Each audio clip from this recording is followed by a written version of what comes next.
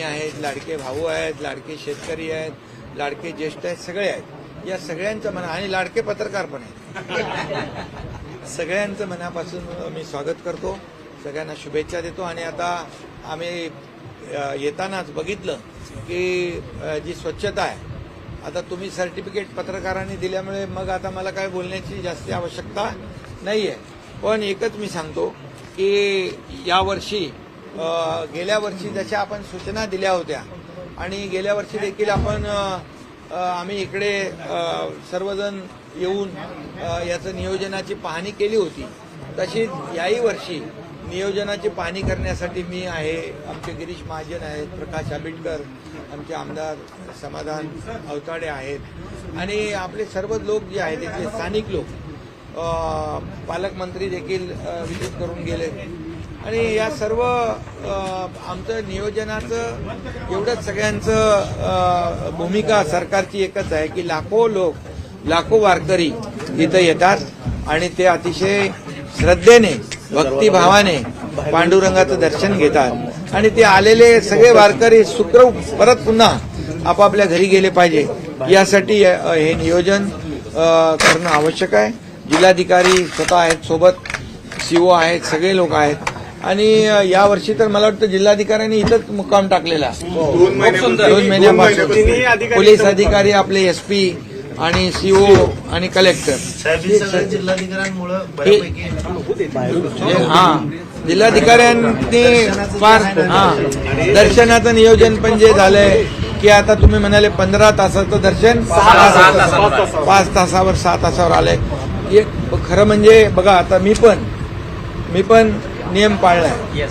म्हणजे तुमचं no vehicle झोनमध्ये व्हेकल घेऊन गेलो नाही, आम्ही सगळे चालत गेलो आणि पांडुरंगाचं दर्शन पण आम्ही मुखदर्शन घेतलं, रांग न थांबवता, बरोबर.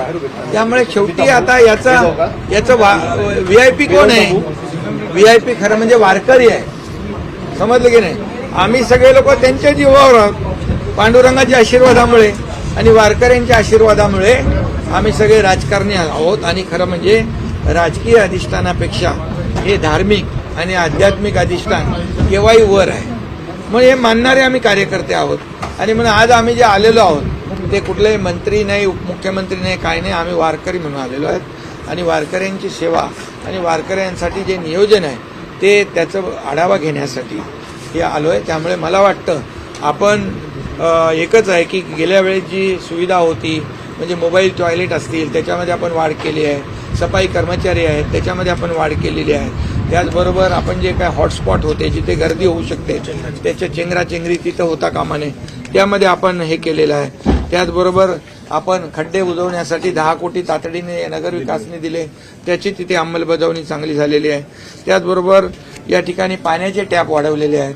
मोबाईल टॉयलेट स्वच्छ राहिले पाहिजे म्हणून 10 मोबाईल टॉयलेट मागे 1 माणूस दिला, ते का बरोबर ना. आणि त्यामुळे त्याच्यावर मॉनिटरिंग सिस्टीम पण केलेली आहे. त्याचबरोबर ते मोबाईल टॉयलेट भरू नयेत, चोकअप होऊ नयेत म्हणून सक्शनची टीम जी आहे ती ठेवली. म्हणजे बारीक बारीक लक्ष इथं आपल्या प्रशासनाने ठेवलेलं आहे. 350 CCTVचा कंट्रोल रूम केलेला आहे. त्याचबरोबर 100 वायरलेस दिलेले आहेत, 50 वायफाय हॉटस्पॉट केलेले आहेत. त्याचबरोबर स्पीकर, साऊंड सिस्टीम देखील 150 स्पीकर लावून सगळीकडे, म्हणजे कुठं काही चेंगराचेंगरी होऊ नये, सूचना द्यायच्या आहेत त्या सूचना दिलेल्या आहेत. लाईटची व्यवस्था केलेली आहे.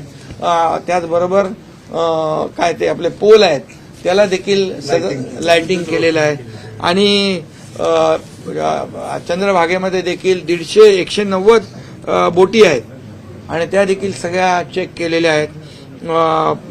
15 लाख पिण्याच्या पाण्याच्या बाटल्यांची व्यवस्था केलेली आहे. त्याचबरोबर 15 लाख लिंबू हेही त्याची व्यवस्था केलेली आहे. आणि या ठिकाणी मला वाटतं जेवढे आपल्या पालख्या येत आहेत त्यांना नोडल ऑफिसर पण आपण नेमलेले आहेत.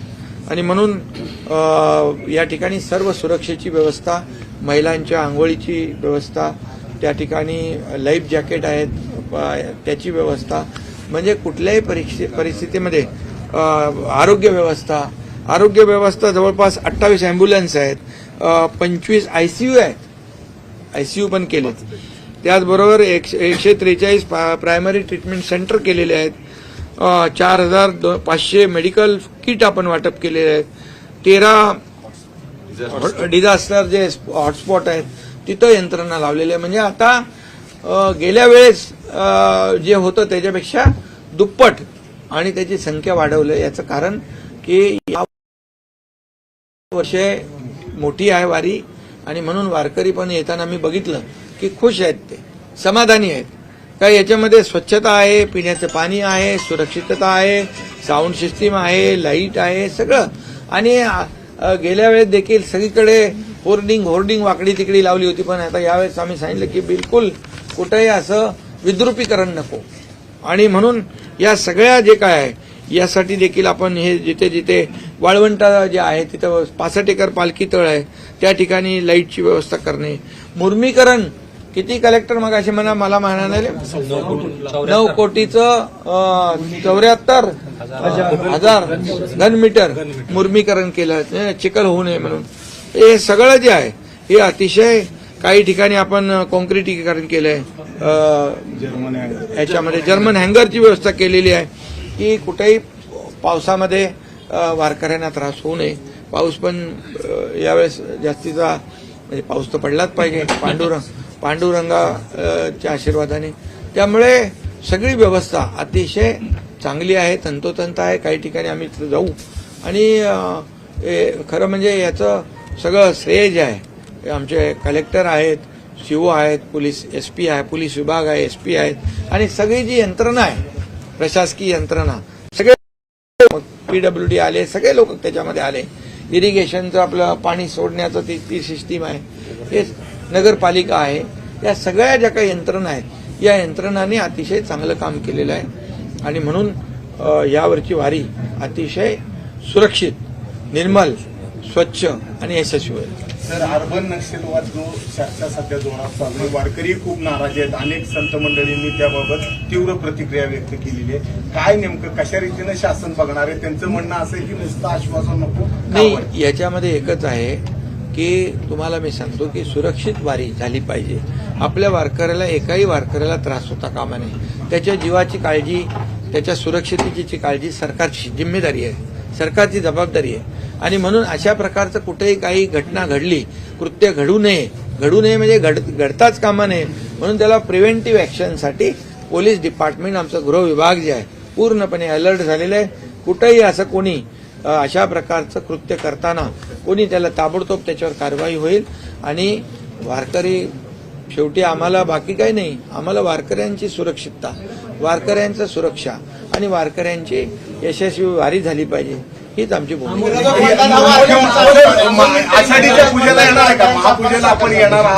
यावर्षी आषाढी महापूजेला आमचे माननीय मुख्यमंत्री महोदय देवेंद्र फडणवीसजी अतिशय या ठिकाणी चांगली पूजा करतील.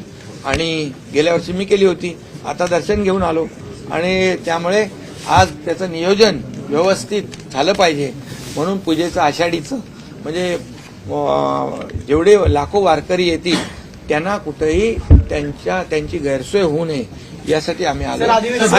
या प्रकरणामध्ये क्लीन चिट दिलेली आहे. नाही, आता काय तो कोर्टात आहे विषय, त्यामुळे त्याच्यावर मी काय भाष्य करू इच्छित नाही. आज मी फक्त आणि फक्त पंढरपूर, वारकरी आणि वारकऱ्यांची राहण्यासाठी आपण आता ह्या वर्षी गेल्या वेळेसपेक्षा जास्त सुविधा दिल्या आणि दिली, पण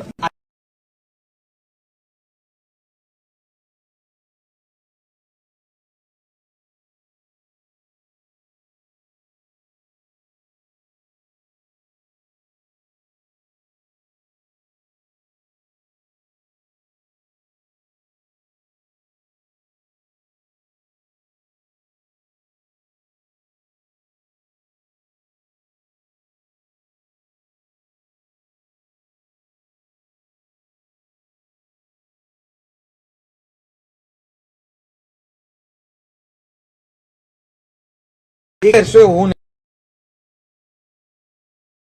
लोकांचं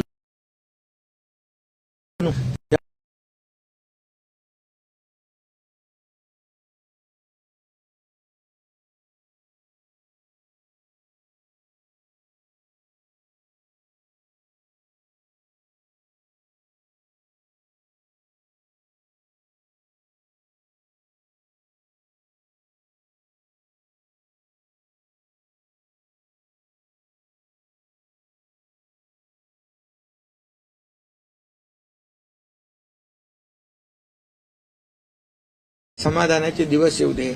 बळीराजा आपला अन्न मायबाप आहे. सर, या महाराष्ट्रातल्या तमाम जनतेच्या जीवनामध्ये सुखाचे समाधानाचे दिवस पांडुरंगाने आणावे एवढी माझी त्याच्या चरणी प्रार्थना आहे. दोन ठाकरे एकत्र यावेत म्हणून उबाटाचे नेते इथे येऊन रोज पांडुरंगाला साकडे घालायला लागलेले. सुभाष देसाई येऊन गेले. काय दोन ठाकरे एकत्र यावेत नाही, आता आमच्या गिरीश महाजन 4 दिवस इथंच पण ते राजकारणासाठी नाही, इथल्या नियोजनासाठी. इथलं गेल्या वर्षी पण ते एकदम छान मांडून होते. आमचे स्थानिक आमदार, सगळे लोकप्रतिनिधी, पालकमंत्री, सगळे लोक, स्थानिक पदाधिकारी जे आहेत. इथं बघा, आम्हाला सगळ्यात मोठा VIP हा वारकरी आहे, बाकी काही नाही. आणि तुम्ही जो प्रश्न विचारलाय याच्यामध्ये मी एकच सांगतो, लोकशाही आहे. तुम्ही महाराष्ट्रामध्ये पाहिलेलं आहे, अनेक वर्ष तुम्ही पत्रकारिता करताय. त्यामुळे लोकशाहीमध्ये कुणी कुणाबरोबर युती करू शकतो, आघाडी करू शकतो, हा त्यांचा पक्षाचा विषय आहे. त्यामुळे याच्यामध्ये जे काही होतंय त्याला सगळ्याला माझ्या शुभेच्छा.